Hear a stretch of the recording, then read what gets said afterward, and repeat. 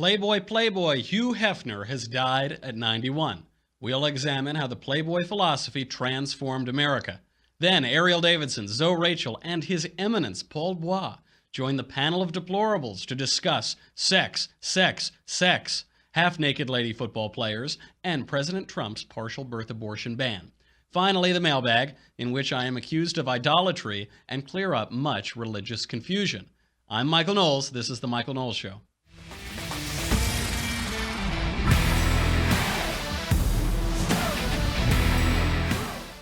So Hef is dead. It's a sad day, sad for Hef and his family. Yeah, it wipes out all the NFL news, so now we have to do a whole show about sex. And I actually sort of feel bad for Hugh Hefner when I think about this. This thought occurs to me every time either some libertine dies or a virtuous great man dies, because you sort of think, well, Hefner probably had a lot of fun in his life. He probably had one or two fun experiences at least. And he's dying with his family and friends around him, his 26-year-old wife around him. And the thing that people are going to say about him is, man, he had a fun life. He had a good time. I bet he had a lot of fun. But when a good man dies, he's surrounded by his wife of 50 years and his memories and his children and his friends. And they say he was a good man. Maybe they even say he was a great man. And it does really put things into perspective. It shows that hanging concentrates the mind wonderfully, as they say, which actually we'll get to in a mailbag question. So we have to delve right into it because Hugh Hefner, it was a colorful character. He was a lot of fun to watch. He, depending on your point of view, destroyed America or, brought it into an age of Aquarius. But he did have the Playboy philosophy. And here is Hef explaining the Playboy philosophy to another sort of Playboy, William F. Buckley Jr. Yes, it covers a lot of ground. I'm not talking about whether or not you reject Cotton Mather's accretions on the Mosaic Law, but whether you reject the Mosaic Law. Do you reject, for instance, monogamy? Do you reject the notion of sexual continence before marriage? Yourself, that is to say, you as a philosopher of the new ideal of sexual liberation. Well, I think what it really comes down to is an attempt to establish what's been called a new morality, and I really think that's what the American, this thing called the American Sexual Revolution is really all about. It's an attempt to replace the old legalism. It's certainly not a rejection of monogamy as such, but very much an attempt. In the case of premarital sex, there really hasn't been any moral code in the past except simply a thou shalt not. And well, that's a code, isn't it? Well, perhaps. I don't think it's a very realistic one. It's amazing to watch those two men who come from completely different sides of the sexual revolution, the cultural revolution, and to just look at how they comport themselves. Bill Buckley is sort of smiling, he's relaxed, he's confident, he has a depth of knowledge that he's bringing out. And then you cut to young Hef, who cut a decent jib. He's a fairly good-looking guy, but his brows are furrowed. He seems nervous. He seems almost to have a sort of shame on him to be discussing the revolution that he is helping to lead. And the question that we have to ask ourselves is, what does the sexual revolution look like 60 years later, after Hugh Hefner ushered in this era? And the numbers don't look good. Rape rates have tripled since 1950, according to the FBI annual crime reports. In 1965, 24% of black infants were born out of wedlock. 3.1% of white infants were born out of wedlock. Today, 72% of black infants are born out of wedlock, almost 3 times, or exactly 3 times rather, and 29.4% of white infants born out of wedlock. In 1960, the divorce rate was 22%. Since 1985, the divorce rate has wavered between 40 and 50%, more than doubled. Today, more black babies are aborted than born in New York City. And porn is a $5 billion per year industry. The numbers are apparently $4 billion from in-store purchases and another $1 billion on the internet. This isn't the only way, though, to think about sex and sexuality. As Hefner says, he's reacting to Puritanism. He's reacting to prudishness. But you wouldn't call a guy like Bill Buckley exactly a prude. And here is Bill Buckley giving another sense of sensuality and sexuality. Mr. Buckley, do you think miniskirts are in good taste? Do I think what? Miniskirts are in good taste. On you, I think they are.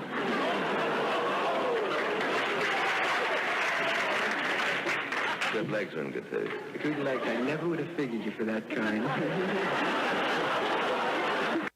Don't you just love the guy? Bill Buck, I love sometimes just when I'm in the shower, I'll just be reading news headlines and I'll just say like William F. Buckley Jr. I mean, where did that guy go? Where did that culture go? Who knows? But it makes a real point, which is Bill Buckley isn't saying, go away, I hate miniskirts. Miniskirts are terrible. Any woman who wears them is going to be burned in hell forever, and we all need to wear burqas. Absolutely not. That isn't the opposite of Playboyism, of the Playboy philosophy. The answer is to make a little joke about it, to say, yeah, I like nice legs, I like miniskirts, they look really good on you. For the society, they're probably not a good sign, but if you're wearing one, that's just fine by me. It's a more human approach, and I'm not sure exactly what Hugh Hefner was reacting against as he's describing Puritanism and the Playboy philosophy. But it isn't that. He isn't reacting against traditional sexual practices and traditional sexual morality. It seems to me that these people, they think they invented sex. They think that they invented all of this, but they didn't do that. They just made it more boring. They accomplished the impossible. Playboy's subscriptions have been falling for decades. They may have been consumed in their own revolution, and they created men that aren't manly in the real sense. They might be libertine, but they're not liberated. They're not really free. It reminds me of C.S. Lewis's Men Without Chests in Abolition of Man. He says, quote, "You can't go on seeing through things forever. The whole point of seeing through something is to see something through it. To see through all things is the same as not to see." And that might be the point. Hugh Hefner says, well, the old sexual laws, they're outdated and ridiculous, and we need to get past them. Get past them to what? What is going to replace that? He says he's going to build a new morality. He didn't build a new morality. He just got rid of morality. But you can't see through things forever. And Lewis goes on, quote, "In a sort of ghastly simplicity, we remove the organ and demand the function. We make men without chests and expect of them virtue and enterprise. We laugh at honor and are shocked to find traitors in our midst. We castrate and bid the geldings be fruitful." We're creating these men where when Hugh Hefner dies, I don't think a lot of people are going to say, there was a great man, there is a life well lived. We'll joke about it. We'll say, oh, he had a good life. Yeah, gosh, I wish I had that life. But we don't really mean that this is a guy who lived a life worth admiring. We won't tell our children, do what Hugh Hefner did, because he was a man without a chest. And speaking of chests, we need to get to people who certainly have chests. That would be the Lingerie Football League. Now, I think it's now called the Legend Football League or something like that. I guess that's what they say it's called now, but it's the Lingerie Football League. I actually didn't know this thing existed until this morning, and then I did a lot of research over my morning coffee. And it's this league where women wear skimpy outfits and play football, I guess. But the reason that they're culturally relevant right now is that they're standing up for America while the NFL player ingrates are taking a knee. The LFL, the last bastion of hope for our country, the LFL is coming out and saying, quote, "The LFL recognizes everyone's First Amendment right to protest, but our nation's flag and anthem are far too sacred.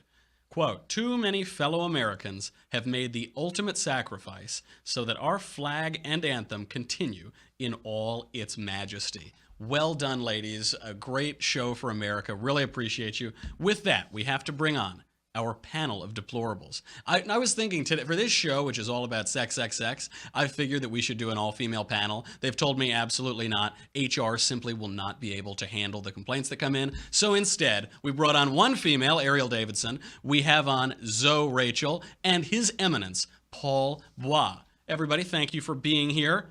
Zoe, can you hear me, Zoe? Are you plugging your thing in? We run a real tight ship over here at the Michael Knowles Show. It was setting up during the panel. So considering subject matter. Yeah, he was doing some research on the Lingerie Football League too. Now I know that you're a former Lingerie League player, and these women are really the voice of reason here. Is it time that we finally buy into the feminist notion that women should rule the world? No, that hasn't worked out. I mean, when Adam took that advice from Eve, who wanted to assume authority at that point, and the weird thing is that Eve got her suggestion from another guy, so it kind of balances out. That is true. It was that other guy who told. Yeah, that's a great point. Guy. So, but what does that have to do with my looking at the Lingerie Football League? This presents a real theological problem. Ariel, because you got to think with your head, man. It's hard to do that when you're looking at lingerie. That is true. The blood rushes away from my brain. Ariel, between the Playboy philosophy and feminism, men have got it pretty good. Easy sex, we don't need to pick up the check, we don't have to open the door, we don't have any accountability. The age of chivalry is dead. But in the age of the Playboy philosophy, how can women regain their status? Wow, that is a loaded question. I have a lot of feelings on it. So I'll start, when I don't know where to start, I'll start anywhere. By the way, Ariel, that's a great way to begin with how women can reclaim their status, to say, I just have so many feelings. All the feelings are rushing into me. Please, go ahead. Oh, all right. Well, the first thing I will say is what struck me about your sort of description of the sexual revolution. I would add, too, that the advent of the birth control pill played a huge role in sort of the double standard when it came to premarital sex for women versus men. And so I think there's a sort of something, I think the birth control pill needs to be given sort of its due course. When it comes to, in terms of feminism and chivalry, I think feminism in pushing sort of the sexual revolution of the female and more sexual openness has been detrimental to how men perceive their role in society. And so I think, like, now the most common image of the woman is this 30-something-year-old woman. She's probably single. She's probably having trouble finding a man who's at her education level because women are graduating from college at higher rates than men are. Of course, they might be completely uneducated like everyone else who graduates from college. Right, exactly. But you make a good point. More women are graduating. Right. They're ostensibly more educated than men. They are. And so the image of the proverbial forever single 30-something-year-old woman is becoming more commonplace now. And I think a lot of that has to do with, being able to be completely independent also means that we haven't created a need for men as much. And, both men and women need to feel needed by the opposite sex. That's ultimately, I think that's the thesis of women are from Venus and men are from Mars, that you need to create some sort of need for the opposite sex within your life. If women can hold their own doors, if they can, do everything independently on their own, then men sort of feel useless. And in that sense, what is the point of chivalry, right? If we can do everything on our own, what's the point of needing men? And vice versa. If men are becoming increasingly more independent and distant, and there's not really a need for women, then they too will not feel that they need a relationship. So I will tell you though, Ariel, every night as I put my head on my pillow, my fiance, sweet little Lisa, leans over and she does say, "Mac, I do not need you. I never need you." And yet the converse is not true. When she goes away for a week or two to New York, my life falls into shambles. I am living like a hog in sewage. The walls are falling down from my apartment. So there's a real double standard there. Right. Oh, is there? Absolutely. So she doesn't need you. She's just performing her due diligence, or she's performing her charity. Really. It's charity. Yeah, you're her charity case. Absolutely. That's good. Yeah. So I guess that was a long-winded answer, but that's sort of, I think how feminism has killed chivalry in a lot of ways. That would be sort of my argument, at least third wave feminism, and to some extent second wave feminism as well. Sure, yeah, and you make a good point that the way out of it is to feel needed, to feel possessed, right. To feel in need of the other's support and supporting the other. Right. Your Eminence, absolutely. Your Eminence, obviously your view, I assume you'll be speaking ex cathedra, will be infallible. Hugh Hefner was a charming guy, and it's hard not to like him. He was even apparently monogamous during his 3 marriages, so try to unpack that. But he does say he didn't cheat on his wives, his multiple wives. How did Hef go so wrong? Well, that is a very loaded question, Michael, and I'm, of course, going to give my Catholic perspective on this. Now, I'm going to start with a quote that Hugh Hefner said in an interview in 1974. He said, quote, "At a very early age, I began questioning a lot of that religious foolishness about man's spirit and body being in conflict with God, primarily with the spirit of man, and the devil dwelling in the flesh." He also said, "Part of the reason that I am who I am is my Puritan roots run deep. My folks are Puritan. My folks are prohibitionists. There was no drinking in my home, no discussion of sex. And I think I saw the hurtful and hypocritical side of that from the very early on. Now, essentially what Hefner was operating under in his family life, who were Methodists, is a heresy in the Catholic Church known as Gnosticism, which completely and totally denies the flesh and says that the flesh is evil and all spiritual existence in relationship to God exists primarily in the spirit, primarily in the mind, and Descartes would expand this into a philosophy known as Cartesian philosophy. So essentially what that is it denies material in aiding in your salvation process. This goes back to John Calvin. John Calvin had sort of the similar thing that all human beings are totally depraved and matter. Total depravity. Yeah, right. total depravity, and matter is part of that. So essentially what you do, when that happens, is you essentially say that matter is essentially useless. Sex becomes just a utilitarian thing. It's primarily used for procreation.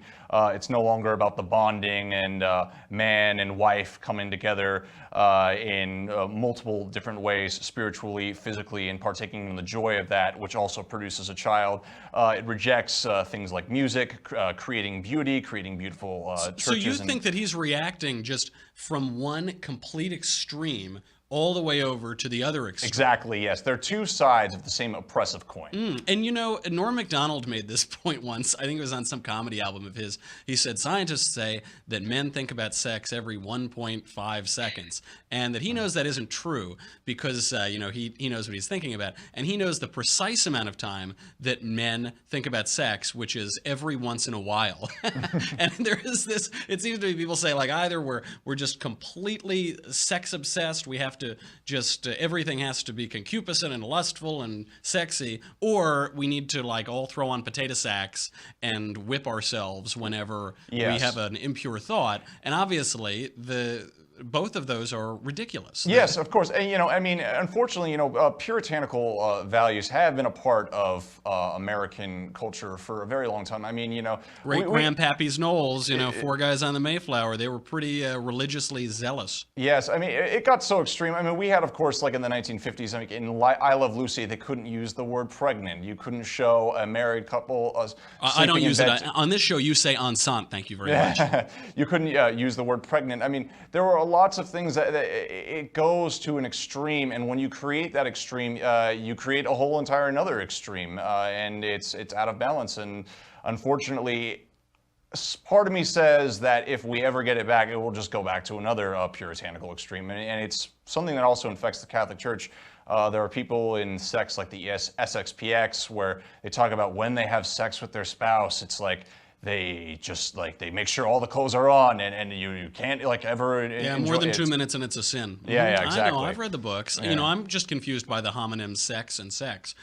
That's sex advice from Paul Bois. Ariel, did the Playboy Philosophy win? The magazine is in doldrums. Subscriptions peaked decades ago, but obviously there's this huge porn epidemic. Porn is a gigantic industry now. It goes beamed directly to your cell phone or your computer. Did Hefner win? I think that the movement that Hefner was riding sort of the wave on, or he helped to forge the path for, that is still very much relevant. I think that technology has sort of transformed how information is transmitted. So, you know, if we look at what's happened to Playboy as a company, the reason that, you know, subscriptions have gone down probably has a lot to do with how you don't really need to pay for porn anymore. You don't need to pay for, you know, sexually explicit images. Oh my God, I'm sorry. I got to make a phone call after this. Sorry. I'm sorry to interrupt. Go ahead. I think the internet is a horrible thing and a wonderful thing for a lot of different reasons. But, you know, my point being that the sexual revolution is something that Hefner, I think, himself helped to foster, and he's sort of become a cultural enigma. I think in a lot of ways, he did win. And I think the person that Hef was behind closed doors is probably very different than the person he was as sort of like you described earlier, this happy-go-lucky, very jovial person. Sounds like there was a lot more going on behind closed doors at his company and just internally within his own mind. I did want to point out there was something I came across in an article, I think it was a New York Times piece on him. They described how during the civil rights movement, he actually sent a black journalist by the name of Alex Haley to actually go interview the founder of the American Nazi Party because he wanted to explicitly make that neo-Nazi uncomfortable. and he wanted to expose his his like very bombastic racism. And I thought that was very interesting because that's a side of Hugh Hefner that we don't really hear as much about. But he was very forthright about having, people come to the Playboy Mansion who are people of color, various different people of different backgrounds, and he made an explicit effort to do that. There actually is a lot to be said for the guy. He was clearly more intellectual than people give him credit for. He was bolder on some political issues. And so, yeah, he actually did do some good things, even if he destroyed the country. He did some good things, but he did do a lot of, I don't know, there was a memoir that came out from one of the Playboy bunnies. I think it was called Down the Rabbit Hole. That was pretty damning of Hugh as a person and sort of the lifestyle he lived. So like I said, I think there's a balancing act here of the person Hugh was, and behind closed doors, and who he was to the public. As it is true of all of us, I'm sure. Zoe, are we just a bunch of prudes to be disrespecting the HEF? Well, to that, I want to say something very, very serious, something very sobering. Do y'all think that Hugh Hefner is in his afterlife right now soliciting those 72 virgins to see if they can be in a centerfold for the jihadists who died in the name of Islam? Dude, there's a market there, man. I was wondering, did he have a last-minute conversion to Islam? One would imagine that would be. That's just he was prudential. a big donor. He was a big donor to the Democratic Party, so. That's true. Yeah. Right. He could just get up there and say, this is it, man. This is more of this. I get this for eternity. Damn. Nothing changes. But can I get a show of hands of the fellas in here who like to see boobies? I've heard they're nice. I've heard friends have told me they're nice. Yeah. Boobs in the First Amendment. That's right. I saw it on the news. With his hand in the air. His hand is in the air. I'll bet you Ben and Jeremy are walking around with their hands and they say, yes, I like to see boobies. Now, here's the thing. I think it's proof of concept that men like to see boobies. You know why? Because naked women are valuable. There's value in naked women. Now, which means that I think it's more valuable than pay $3.99 to see a naked woman. You really want to show value in a naked woman? You flipping marry her. And that way you have access, not just the visual of the boobies, you got access to them to show that you're really valuable. I don't need you to have. So a marriage is a subscription. A very expensive subscription. A very lifelong subscription to booze.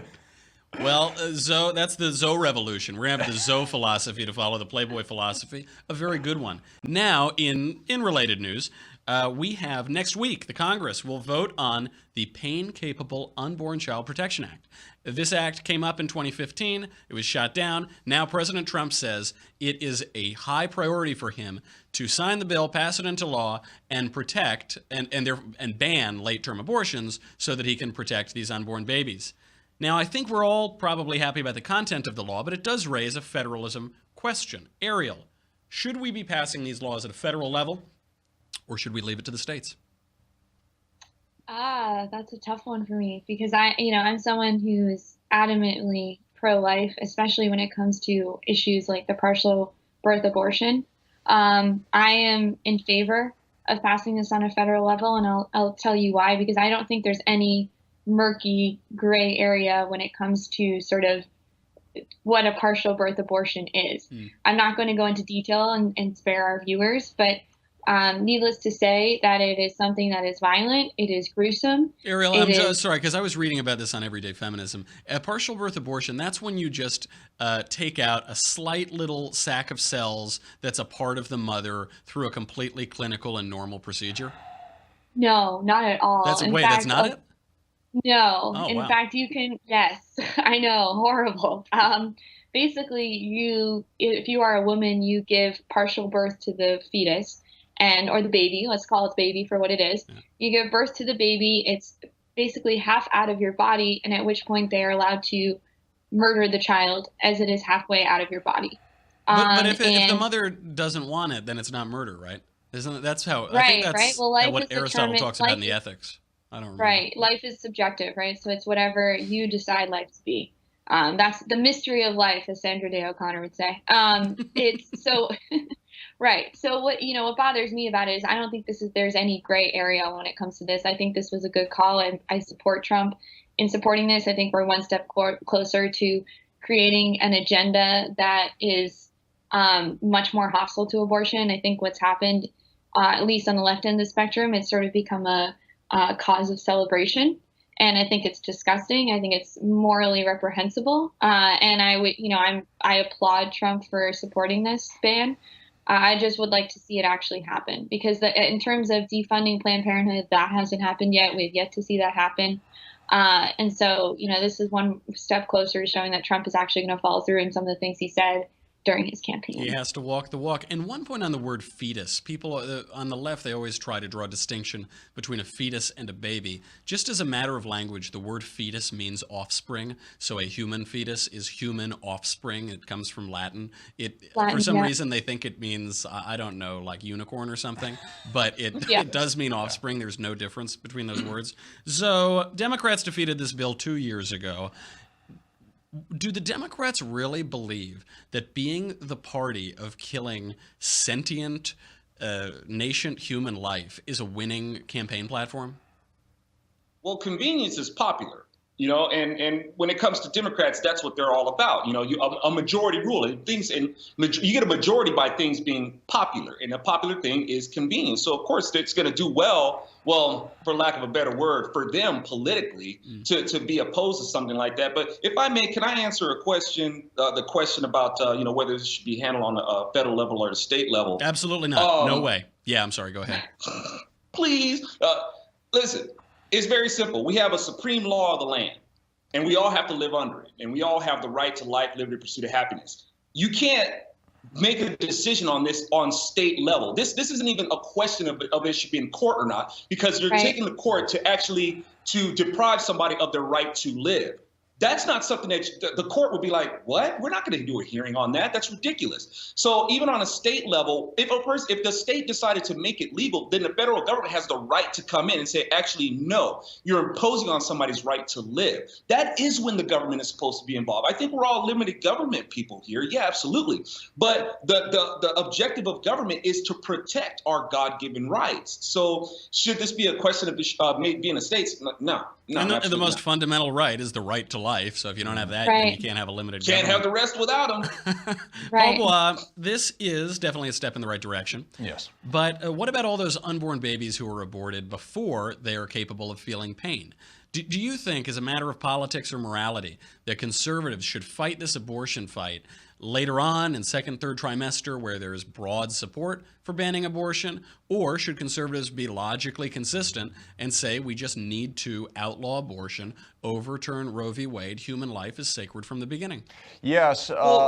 I certainly. Oh, sorry, man. I certainly believe. I'm an absolutist on this. I mean, if I were president, I would sign an executive order right away and just declare that Roe v. Wade was complete crap and it's gone. That is the monarchist Paul Bois. That is the monarchist in me, yes. So just on a political level, obviously, if I'm in the Senate and they bring forth this bill, of course I'm going to sign onto it and support anything that protects human life. But I do think that the pro-life movement, and this, on the grassroots level, they have this voice. It's certainly not, on the political level, but absolutely, I am an absolutist. Just say it. Let's end it completely, totally. Abortion is evil. It is. It's the worst moral scourge to happen to this country since slavery, and we just need to voice it as much as possible every day until the public finally gets the message. The pro-life generation of my generation who's pro-life takes that very seriously. But the people, baby boomers, people who were around when abortion came onto the scene, they don't really have that intensity. But the younger generation really does, because we see its fallout. That's true. And the boomers also gave us a terrible national debt that we'll never be able to pay, but that's neither here nor there. I'm sorry, Zoe, we cut you off. No, I thought the question was for me, but it was His Eminence. Sorry about that. Absolutely. I wanted to add too. Sorry, Ariel, go ahead. Oh, I know. I was just going to say as well that I think technology is on our side too here. In the 70s, when Roe v. Wade came about, they didn't have the technology that we have now. We can look in and see, elements of the child that we never would have been able to see prior. We can see fingernails, we can see hands, we can see toes. I mean, these are the sort of things that you just wouldn't this is something that it shouldn't be that we need to see it to believe it's life. That's not my point. But if we're trying to make people understand what we're fighting for, that is really a powerful weapon, and that's in our court, and that's in our favor. And I can already start to see people on the left sort of shaking in their boots as more and more science comes out about how sentient the baby is at a really, really young stage of development. And it's amazing, too, so because Shapiro said, there was a great little viral video going around from his last speech where he said, the sentience doesn't matter. We shouldn't be able to kill someone in a coma. And there is this point that I think when we bring up all of the scientific advancements that let us see the unborn baby, I think, fingernails aren't the reason we have a right to life. Even a beating heart isn't the reason people have a pacemaker or whatever. But it is politically and emotionally very compelling. So should we rely on it for that reason? I mean, it's tough because that's, like I said before, I don't want to, I shouldn't be saying that, we're going to quantify life, but by what we can see. But maybe if it will help us to start the conversation, then I'm all for that. Because at this point, it's about reaching people in a way that we can show them, okay, this is what you're actually killing. Because now in certain states, you don't even need to have an ultrasound before you go through with an abortion. You don't even need to engage at all with the child you created before you decide to kill it. And so in my mind, that's horrible. Yeah, of course, you don't want to see it before you kill the thing. That's right, kind of a bummer. Right, absolutely not. You don't want to walk around. It's awful. Anyway, and I obviously have a ton of sympathy for the women that go through with this. I know it's not an easy choice. But when it comes down to having the conversation about when life begins and trying to make people understand what we're fighting for, I'm in favor of using technology to do that, as long as that's not our main line of argument. Yeah, our main line of argument should always be life begins at conception. Yeah, and you might say it's a simple choice, but not an easy choice. That distinction that Ronald Reagan drew. He said there aren't easy answers, but there are simple answers. It is clear. It's just very difficult to accept the implication that human life is sacred from the beginning. Absolutely right. Okay, panel. Man, what a serious show. All I wanted to talk about was lingerie, ladies, and sex, but you've brought me back down to ideas and things like that. Thank you for being here. Ariel Davidson, His Eminence Paul Bois, and the one and only Zoe Rachel. Now it is time for the mailbag. Okay, now I think we should probably say goodbye to Facebook and YouTube here. We've got these great questions for the mailbag.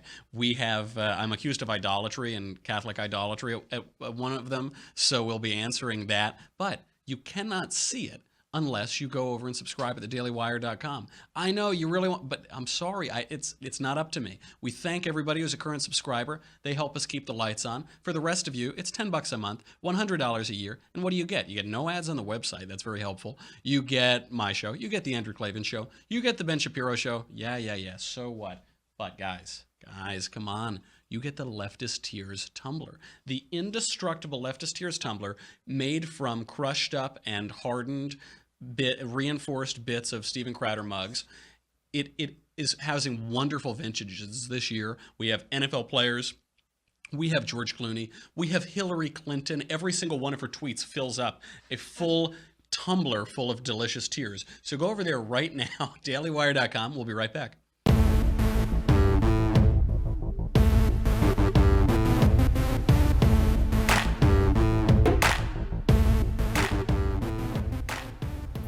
All right, the first mailbag question is from Arle. Hey, Michael, I love your show, and I really love how many people you bring onto the show. Thank you.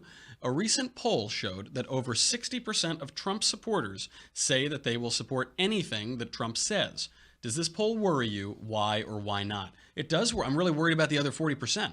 What about those guys? Why aren't they pulling their fair part and supporting our party and our president? No, I am not really worried about this demagoguery, and this week in particular showed it to me. The victory of Roy Moore in Alabama over Luther Strange in the Senate primary for the special election. President Trump endorsed Luther Strange. The Roy Moore was a more Trumpy candidate. He ran the Covfefe campaign, and the people of that state voted for Moore. They gave Moore the nomination instead. I don't think it's because they don't like President Trump. In Roy Moore's victory speech, he said, "I don't care that Trump didn't endorse me. I support his agenda 100% as long as it's constitutional." So I think what that shows is Ann Coulter's thesis that there's The support for Trump is based on issues. It's based on what he's doing. It's based on a fortitude to take on sacred cows and revered left-wing cultural institutions and beat them up and stand firm, unlike a lot of spineless Republicans. So there is a difference between the Trump movement and Donald Trump. It isn't just a mindless cult of personality like we think. I don't really believe the 60% number, but in any case, if we do, then you know, I think these numbers change a lot because political polls are constantly changing. Next question from Jake. Michael, where can we watch your movie Hollyweird? Thanks, love the show. So I've been in a bunch of these little indie movies that play at like 3 a.m. on Channel 5000. But there is one movie where I have the lead role in it. And right now it's at the festival circuit. It's called Hollyweird. I'm hoping that we'll be able to have some sort of public viewing of it soon, either a screening in theaters or on video on demand or something like that. But I'll keep you posted. It's a really fun movie. Coincidentally, this has nothing to do with my political work, but it is a movie that just lambasts Hollywood. So I think everyone is going to like it. A providential coincidence. Next question is from Johnny. Miguel, just watched your interview with Dave Rubin. I enjoy his videos and honesty in his opinions. However, I'm not going to lie, when he was discussing the he-she pronoun controversy and the courtesy, it was a bit cringy. He seemed to be making a large push for the emotional aspect of the argument, which comes off as weak. All this is to ask, are we entering a new rabbit hole where we will have to give up sanity and in 20 years accept new pronouns into our language? If so, how can we combat this? Yeah, I disagree with Dave on this. I am stuck with the question of how to be polite and courteous and a gentleman and also not mainstream delusion and pretend that reality is unreality and allow delusional people to try to define reality for the rest of us and call it bigotry if we don't buy into their madness. I think he's wrong about this because Dave is a liberal. He's a classical liberal. He believes in the liberal a mode of decision making, which is we're going to vigorously debate ideas in public, and the best ideas hopefully will come to the top. But I think on this particular issue, he's falling into what Jonathan Rauch calls the humanitarian impulse of decision making, which is the first consideration when you're making a decision is how not to offend people. It's how to make people feel nice about themselves and not harm them, which I think is ultimately harmful. I think the road to hell is paved with good intentions, so we might try to call someone whatever they want to be called, but if we're not dealing in reality, then we're removing them from reality, and it's, I think, condescending, and it doesn't help them to see the real world any better. Shapiro also on this once said, I think it was his grandfather had a mental illness, and they got him medicine. They didn't say that the radio really was talking to him. They just got him medicine, and I think that's where the focus should be on that question. Next question is from Father Greg. Father Greg, a priest. Dear Michael, the once and future king of trolls, I am a monthly subscriber, so I don't have a Leftist Tears Tumblr. Sorry. But can you answer a question for me? I'm a Catholic priest. Were I to attempt to bless leftist tears, what would happen? Would the tears A, do nothing, as leftist tears are already a maximal blessing, B, reject the blessing, as since action follows being, the leftist tears possessing the character of the leftist are thus not properly disposed to receive the blessing, or C, covfefe in saecula saeculorum? I am awed by the perspicacity of your arguments and the insight in this question. All I can say to you, Father, is asperges me pater isopo mundabor. That line is going to land for about 5 people in this audience, but that's what we do. We just go right for the most niche punchline we can.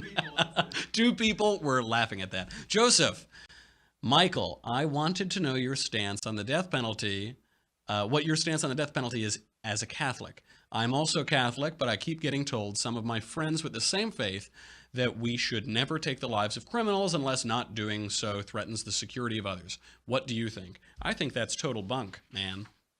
I don't believe that at all, Joseph. I think that's a relatively modern Catholic stance, and it's promoted by people who are doing it in the name of the Catholic faith, but not necessarily with the backing of that tradition.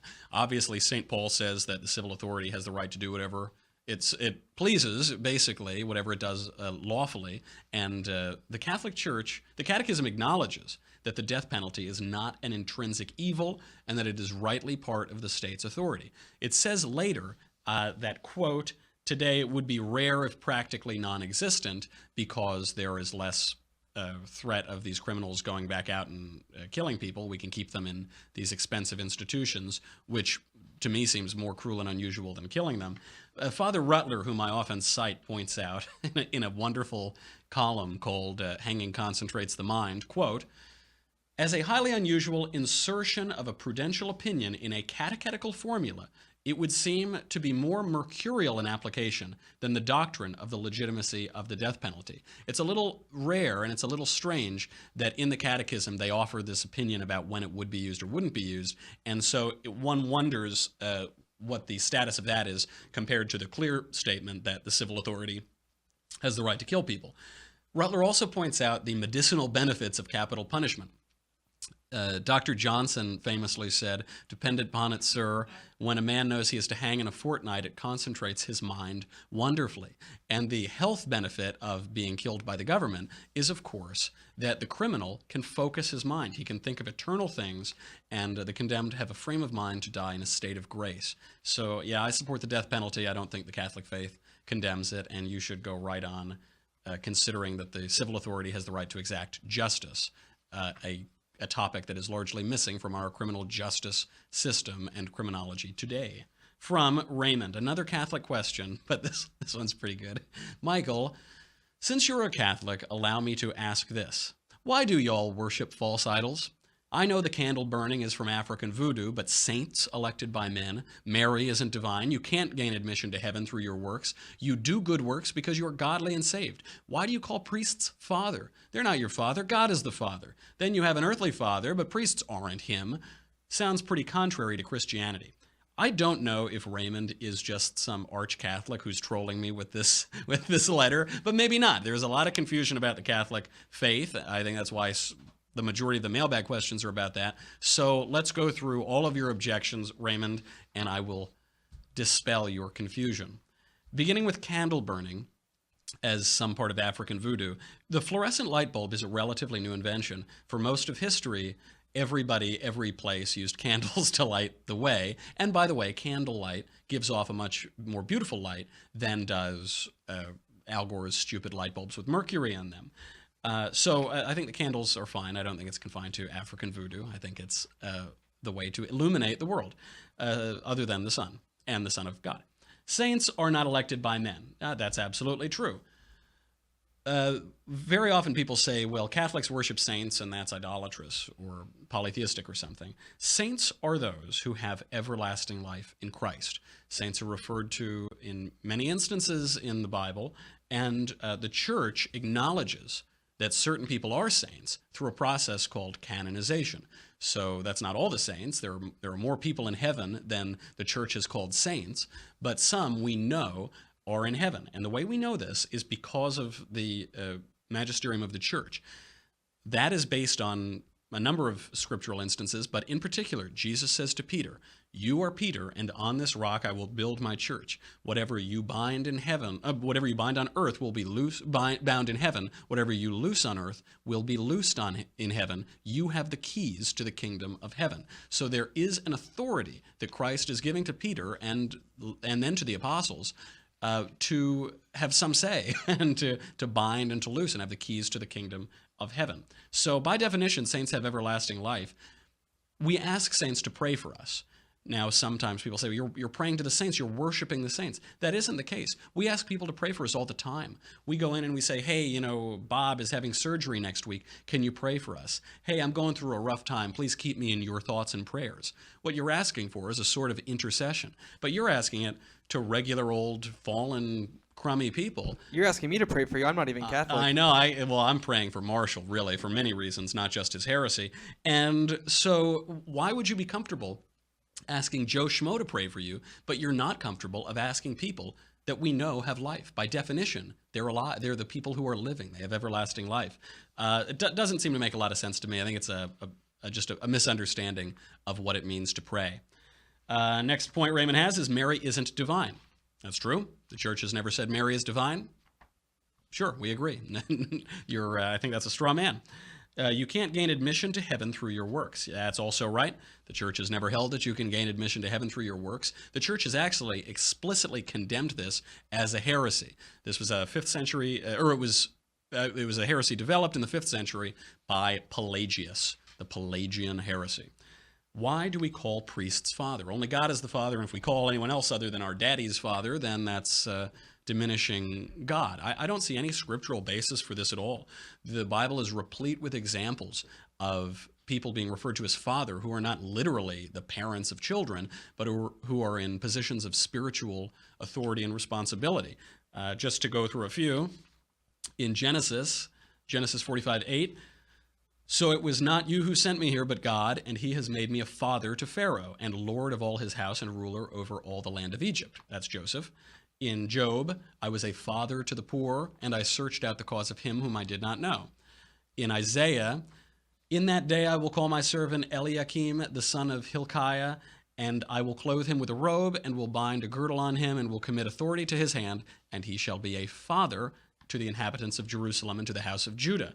And finally, St. Paul in 1 Corinthians says, I do not write this to make you ashamed, but to admonish you as my beloved children. For though you have countless guides in Christ, you do not have many fathers. For I became your father in Christ Jesus through the gospel. I don't think that all of those scriptural examples are heresy or blasphemous or disrespectful to God at all.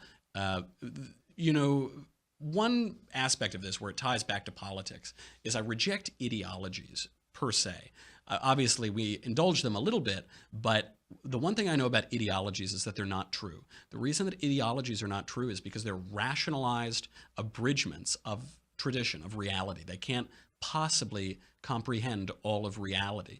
And so the one thing that I know about religious sects founded by men is that they aren't true. And they aren't true because I can understand them. And if I can understand them, then they aren't true. They're clearly founded by men. I can understand Calvinism. I cannot understand the Catholic Church, which for many people would be the reason why they would be Calvinists. For me, it's the reason I'm a Catholic, because if I can't understand it, then there's a fair shot it wasn't founded by men. If nobody in history has really been able to encapsulate and understand this thing, it's good evidence that perhaps it was, as it says, instituted by Christ on earth. G.K. Chesterton converted to Catholicism for precisely this reason. He said that all these different sects are attacked for being too conservative or too left-wing or too this or too that. But only the Catholic Church is attacked for both at the same time. It's attacked from all sides, which might suggest that it has the right idea. And just to hit this point, because a lot of the questions you brought up, I think, could be answered with a Google result. I Google these things all the time. If your worry is that something isn't clear, then I think you should look a little harder, because shallows are clear. Shallow religion is clear. Shallow thinking is clear. Profound things are deep and murky. That isn't my line. That's the line of Father Rutler. And he makes a very good point. If something is so clear that you or I can understand it, I'm skeptical. I'm skeptical of it, and I think we should approach our politics, certainly our human interactions, and absolutely our awe for God with that same humility. On that note, I'm Michael Knowles. This is The Michael Knowles Show. Try to survive the weekend. We'll be back on Monday, and I will see you then.